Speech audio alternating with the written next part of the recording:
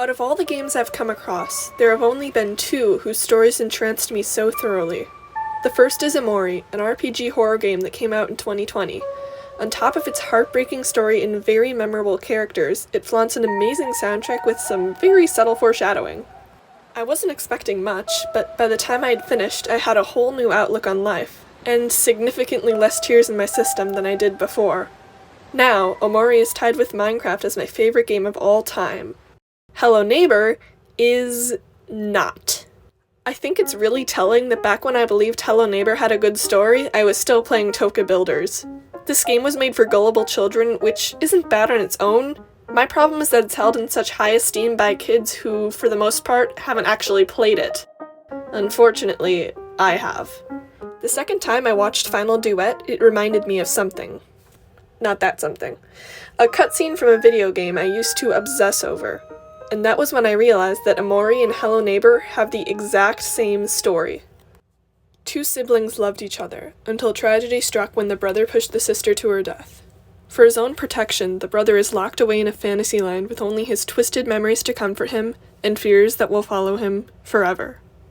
If OMORI succeeded with this plot, but Hello Neighbor failed, then what went wrong? Well, a lot of things. Execution can make or break a good story, and that's exactly what we see here with these two games. Hello Neighbor shares the same catalyst as OMORI, but it could not be more different. I was like 10 years old when I first heard of the YouTube Let's Play sensation, and I thought it was the coolest thing ever. Turns out, poorly put together games lose a lot of their charm as you grow older and develop actual thinking skills. I know it's not exactly a hot take to dislike Hello Neighbor, but I'm not just going to talk about that. In this video, I'll be discussing how the stories of OMORI and Hello Neighbor were executed, and how OMORI succeeded when Hello Neighbor failed. Both games start off with a hook to grab your attention and get you wondering. It makes you curious about the mysteries the story has to offer.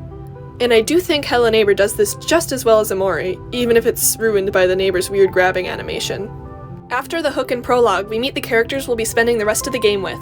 And this is where Hello Neighbor and OMORI are different. One of the most important characters in OMORI, Basil, is used to state the message of the story, that we should cherish our old memories, but make new ones too. All four of Sunny's friends represent the stages of grief.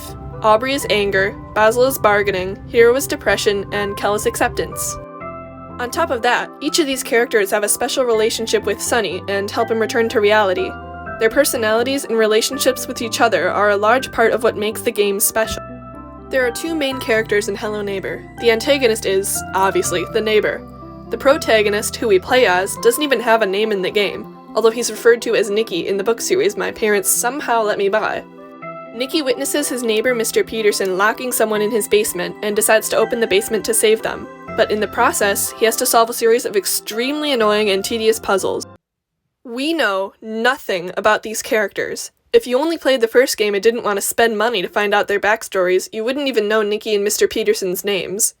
And you might be saying, well Lucy, the characters don't matter because Hello Neighbor puts more of an emphasis on gameplay. Well, that would be acceptable if the gameplay wasn't absolutely soul-crushing! You don't have to have a cutscene every 3 seconds to develop your cast. Other games have proved that you can have silent characters with personality and charm and intrigue, or at least any signs of life behind those cold, dead eyes. There was just as much potential for the characters in Hello Neighbor as there was in OMORI. The only time it came close to telling an interesting story about fear and trauma was in the neighbor's final scene, which I remember liking as a kid, and I think it still holds up well. Besides that, the only thing we learn about Hello Neighbor's two main characters is that one of them is afraid of supermarkets. Oh, would you look at that, a transition! The reason I connected OMORI and Hello Neighbor in the first place was because they made a point of overcoming fears. Both games have scripted boss fights or minigames that end with the player overcoming a certain phobia and gaining a new ability. The representation of fear and trauma is the dark, shadowy figure that haunts the player throughout the entire game. Now, this is where the two games really get similar. I like to think Omocat played Hello Neighbor in 2017 and thought, nah, I can do that way better. I mean, the shadow person is called the Thing in Hello Neighbor and Something in OMORI. Something is the symbol of Sunny and Basil's guilt over killing Mari, and we see how it affects both of them. It's not just a shadowy figure that stalks them once or twice, it's Mari's death literally hanging over them for the entire game. Sunny overcomes something by accepting that it exists and choosing to move on and create new memories. Nicky overcomes the thing by having a dream about chasing his younger self through an abandoned mansion and protecting him from his future trauma. I guess he found out how to time travel. These two games, with very similar plots, ended up in completely different places by the end.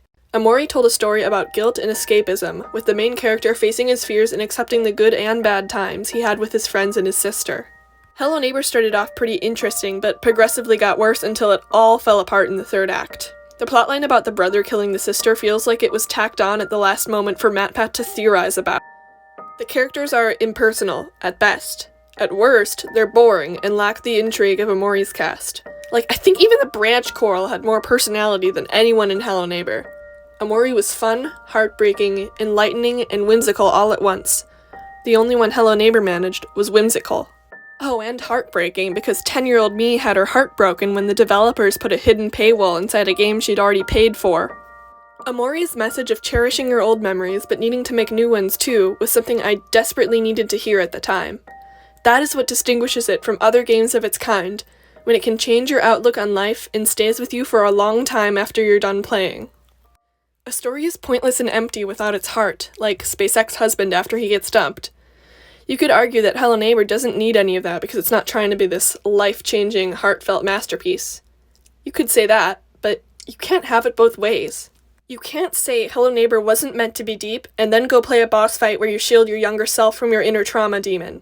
Dynamic Pixels tried and failed to make a story about a deep topic and opted for theory bait instead. Omori succeeded because of its intriguing characters and meaningful message. On the surface, it might seem like a whimsical, cutesy fever dream, but it told a compelling and clear story from start to finish. Hello Neighbor had the same story, but it fell apart because of its convoluted, vague, and detached characters and plot. It's not the worst video game story out there, but when compared to something like Omori, all you can see is how it could have been better. Thank you for watching my first video essay on YouTube. I'll most likely be doing another one of these, but for a different video game or TV show, I haven't really decided yet. Subscribe if you want to see that, and have a wonderful day.